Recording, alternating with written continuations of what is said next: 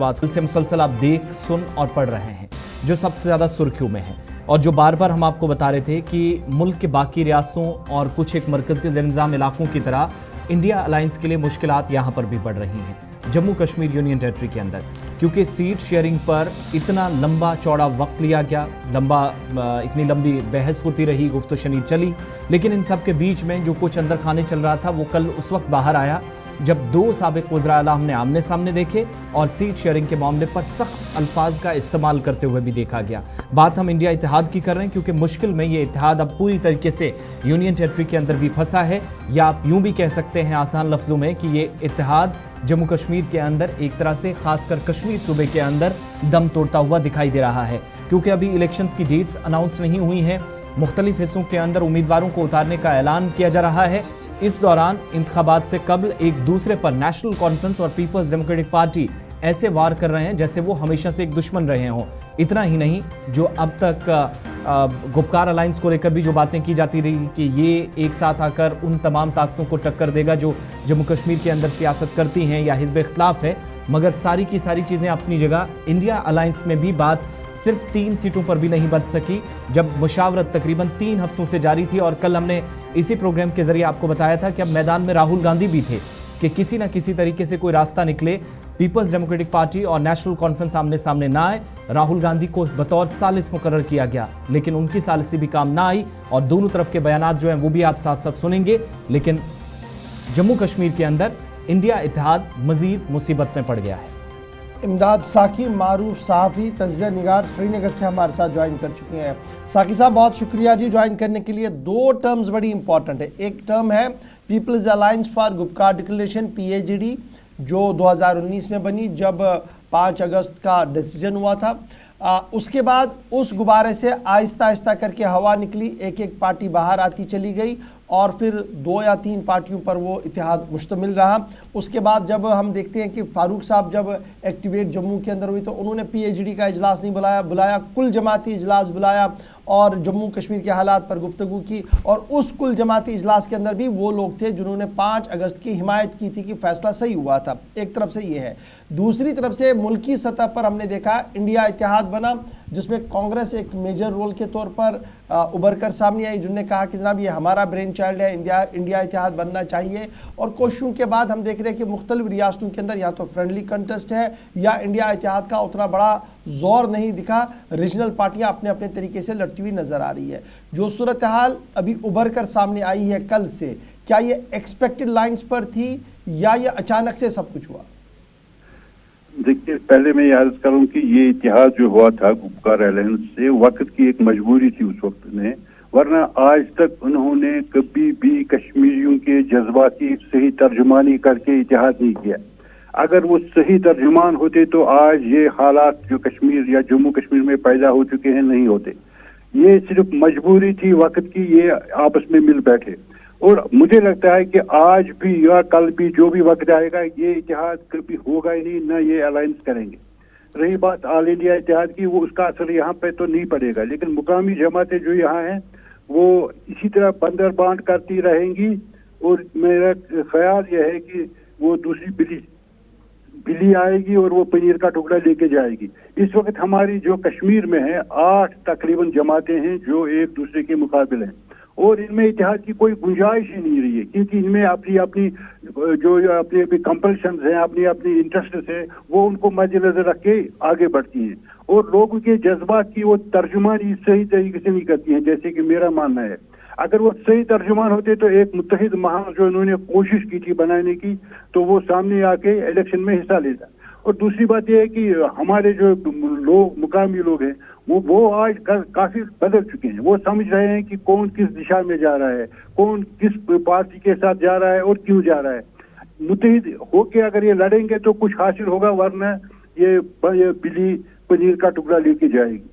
तो ये माना जाए कि ये ऑल एक्सपेक्टेड था। आप कह रहे हैं कि जनाब सब जो लोग हैं वो अलग अलग आइडियोलॉजी के हैं, अलग अलग जाविया फ़िक्र उनका है और इन्हें एक पेज पर खड़ा करना क्या फारूक अब्दुल्ला साहब की जिम्मेदारी थी, क्योंकि सबसे सीनियर वो थे। जिस तरीके से कल महबूबा मुफ्ती ने बार बार इस बात का जिक्र किया कि अगर फारूक साहब चाहते तो शायद ऐसा मामला नहीं बनता। नहीं, ऐसी बात नहीं है। एक की जिम्मेदारी नहीं है। अलायंस जब होती है तो हर एक की जिम्मेदारी होती है। जब अपनी अपनी रस्सी को हर एक अलग अलग से खींचता है तो रस्सी टूट जाती है। हर एक जिम्मेदार है इसमें। ये फारूक अब्दुल्ला साहब की बात नहीं है, महबूबा जी भी इसमें शामिल हैं, मुजफ्फर साहब भी शामिल हैं, रशाद साहब भी शामिल हैं, अल्ताफ साहब भी शामिल हैं। उनकी अपनी पार्टीज हैं, उनके अपने अपने जो इंटरेस्ट हैं वो उनको उस हित में काम कर रहे हैं। आम लोगों के हित में अगर वो काम करते तो ये हालात सूरत हाल पैदा नहीं हो सकती है।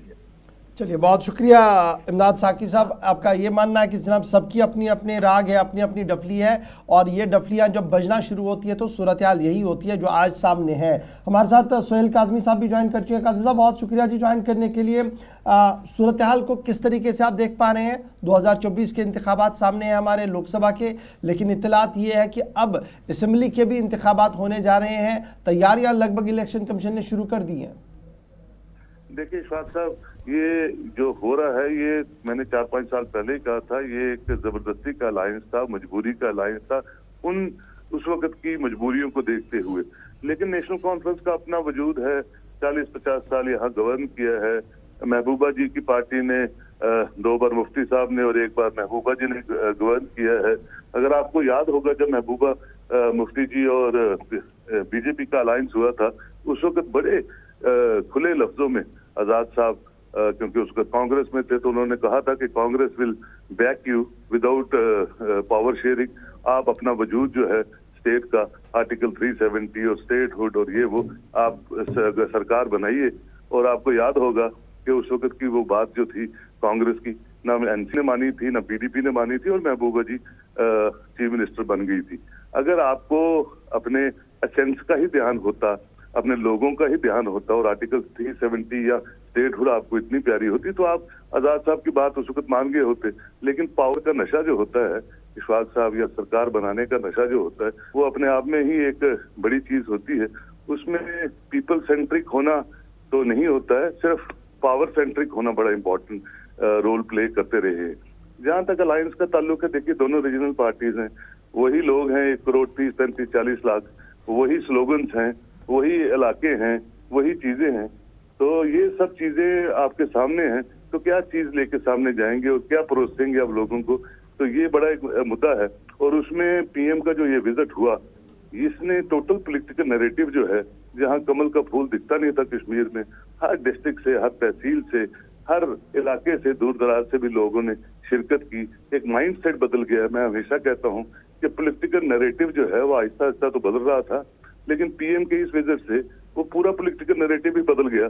और वो डेवलपमेंट का नैरेटिव है, वो प्रॉस्पेरिटी का नैरेटिव है, वो अच्छी गवर्नेंस का नैरेटिव है, वो लोगों के हितों का मुझे लगता है वो नैरेटिव होगा जो आने वाली इलेक्शंस। तो सोहेल साहब, जैसे जैसे हम लोकसभा इलेक्शन तो अपनी जगह, लेकिन असेंबली इलेक्शन की तरफ भी जाएंगे, तो जो पॉलिटिकल वे इन सियासी जमातों का है, रीजनल पार्टीज का, वहां पर मजीद चैलेंजेस होंगे जो मौजूदा सूरत हाल है इसकी वजह से? बिल्कुल होंगे। देखिए वो पुरानी बातें, आज तो हर बच्चे से बुजुर्ग जो है अपने मोबाइल से दुनिया में जुड़ा है। हमने क्या पाया, क्या खोया और कहाँ हमको जाना है। कि देखिए 3500 करोड़ के जम्मू में वो उद्घाटन करके, 6500 करोड़ के वो कश्मीर में डेडिकेट करके न्यू प्रोजेक्ट्स। ये प्रोजेक्ट्स देखिए, सरकारें आती हैं, सरकारें जाती हैं, प्रधानमंत्री बदलते रहते हैं। ये चीजें जो देंगे, ये जो सड़कें, ये जो जितने भी इंस्टीट्यूट्स हैं, जितने भी मेडिकल कॉलेज हैं, ये तो जम्मू कश्मीर के लोगों के लिए है। और लोग इतने बेवकूफ नहीं है आज कि आप सिर्फ वही ऑटोनॉमी और वही चीजें आप दोहराते रहेंगे जिनका कोई वजूद नहीं होता है।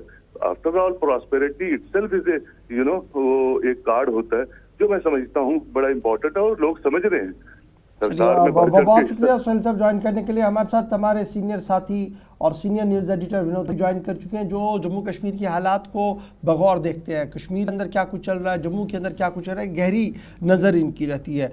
विनोद जी बहुत शुक्रिया सर ज्वाइन करने के लिए हमारे साथ मॉर्निंग शो में। बड़ा इंपॉर्टेंट ये है कि कल ब्रीफिंग हुई उमर अब्दुल्ला साहब की, और फिर ब्रीफिंग में उन्होंने कहा कि जो आप सुनना चाहते हैं जी आज हम बता ही देते हैं। यानी जो जिसका इंतज़ार था उन्होंने कल वो पत्ते सामने रख दिए और कहा कि जनाब हम ऐसा करने जा रहे हैं, हम महबूबा के सामने सरेंडर नहीं करें, अगर कांग्रेस मांगती है तो उन्हें दिया जाएगा।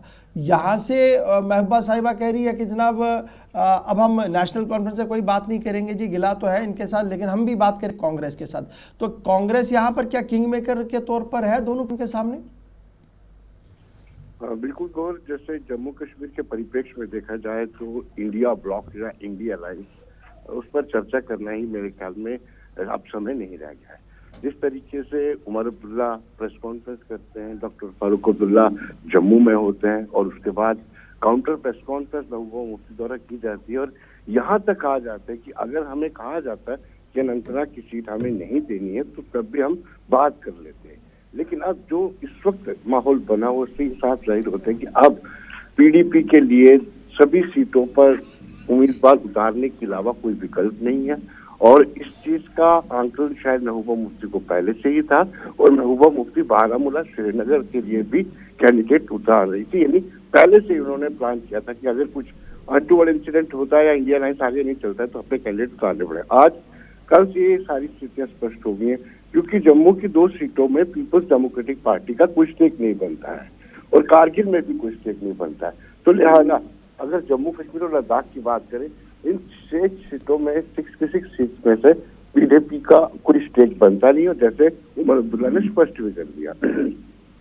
तो विनोद जी, ये सारी सूरत हाल जो है जिसमें हम देख रहे हैं कि ना एक तरफ बात बन पाई है ना दूसरी तरफ, कांग्रेस का अब क्या रोल होगा? क्योंकि कश्मीर प्रोविंस के अंदर नेशनल कॉन्फ्रेंस 3 सीटों पे अगर अकेली जाती है, बल्कि जाने का फैसला हो ही चुका है, काफ़ी तीखे तेवर उमर अब्दुल्ला की तरफ से। डैमेज कंट्रोल में ज़रूर कल महबूबा मुफ्ती नजर आई लेकिन कोई ज़्यादा फर्क शायद इसका ना पड़े, मगर कांग्रेस का साउथ कश्मीर वाली सीट पे और जम्मू की 2 सीटों पर अब कैसा और कितना रोल रहने वाला, इम्पैक्ट? देखिए, जो अगर कांग्रेस की बात करें, कांग्रेस जम्मू और उधमपुर वाली सीट पे क्लेम करेंगी और उस पर ऑलमोस्ट तय हो चुका है और 1-2 दिन में इसका फैसला भी आ जाएगा। अब बात बनेगी, जैसे राजनाथ सिंह कहते हैं कि पाकिस्तान से बात होगी तो पीओके पर। अब ये इस अलायंस में अगर बातचीत होगी तो सिर्फ और सिर्फ लद्दाख वाली सीट पर, क्योंकि कारगिल में हाल ही में हिल काउंसिल के इलेक्शन हुए, वहां पे दोनों कांग्रेस और नेशनल कॉन्फ्रेंस ने जीत हासिल की है और अच्छी खासी जीत हासिल की है। अब इन दोनों ही पार्टियों का लद्दाख की सीट पर अलायंस को लेकर के बातचीत होगी क्योंकि जम्मू और जो 5 सीटें हैं उनमें ऑलमोस्ट फैसला हो चुका है कि 2 जो सीटें हैं वो कांग्रेस लड़ेगी और 3 सीटें, क्योंकि कांग्रेस दूसरे नंबर पर रही है अनंतनाग सीट पे पिछले 2019 के चुनाव में, तो लिहाजा उनका क्लेम कम बनता है जितना नेशनल कॉन्फ्रेंस का। अच्छा जी, विनोद जी फटाफट से ये भी बताइए, चूंकि कांग्रेस की बात चल रही है तो खबर ये भी है कि कांग्रेस के खीमे में कुछ हलचल बहुत ज़्यादा है, कुछ प्राणों भी वापस शायद पार्टी के फोल्ड में लाया जा रहा है और उन्हें चुनावी दंगल का हिस्सा बनाया जा रहा है। क्या हम ये माने कि कांग्रेस तलाश में थी किसी ऐसे चेहरे की जिसे जम्मू में खड़ा किया जाए, डोडा कॉन्स्टिट्यूंसी में खड़ा किया जाए, इस वाले पूरे बेल्ट के अंदर खड़ा किया जाए? बिल्कुल गौर, आप जिस बात को आप टच करना चाहते हैं उससे आप भी सहमत है, मैं भी सहमत हूँ और ये सिलसिला दिल्ली से चल भी रहा है और राहुल गांधी से मीटिंगों का सिलसिला भी चल रहा। हो सकता है कि जो पुराने कैंडिडेट लगातार जीतते आ रहे हैं वो कांग्रेस ज्वाइन करें और उनको कांग्रेस की टिकट दी जाए और अगर वो दी जाती है तो एक स्ट्रॉन्ग कंटेंडर वो आ सकते हैं इंडिया अलायंस के। चलिए, बहुत शुक्रिया विनोद।